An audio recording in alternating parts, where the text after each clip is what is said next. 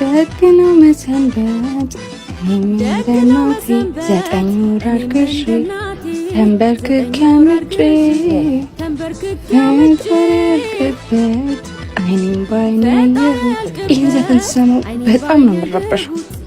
እንዴ ለምን? ለማየት አልታደልኩም። ለምን እንደሆነ ግን ታውቃለህ? በዚህ የተረገመ ሰውዬ ምክንያት። ምን አድርጎሽ ነው ይሄን ያህል?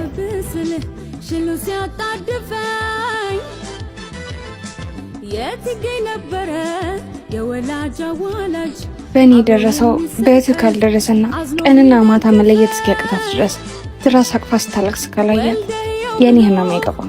ደግሞ ወንድ የሚባል እንዳታምኝ በላት። እሺ ለነገሩ አንተስ ወንድ አይደለህ? ያው ነክ። አረ ሁላችንንም በአንድ ሚዛን አትመዝኒን። አትመዝኝ? ልጅነቴን፣ ወጣትነቴን፣ እኔነቴን ልጅን ጨምሮ እኮ ነው ቅርጥፍጥፍ አድርጎ ይበላል። ልጄን ማለት ላውራክ ፈልጌ ነበር። ወይ ቆንጆ፣ ምን ነበር? አግሻለሁ። እንደዚህ አይነት ቀልድ እንደማልወድ ታውቂያለሽ አይደል? ኧረ እኔ አልቀለድኩም። ወይኔች ማትረባ ህይወቴን ልታበላሸው ነው መሰለኝ። ይኸውልሽ ቆንጆ፣ እኔን ትወጂኛለሽ አይደል? አዎ በጣም።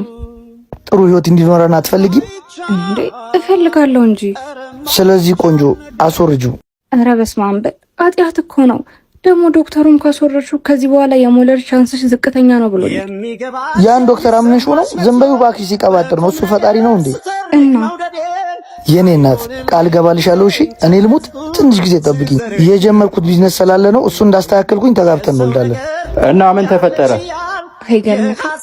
የኔ ወደፊት ቤት ሳይሆን እዛ ቦታ እኔን አሳምነው መገላገል ነው የታየው። እና አስወረድሽ? ስላመንኩት። እሺ እሱ አሁን ምን ላይ ነው? አግብቶ ወልዶ የራሱን ህይወት እየኖረ ነው። እኔ ግን ጭራሽ በራሱ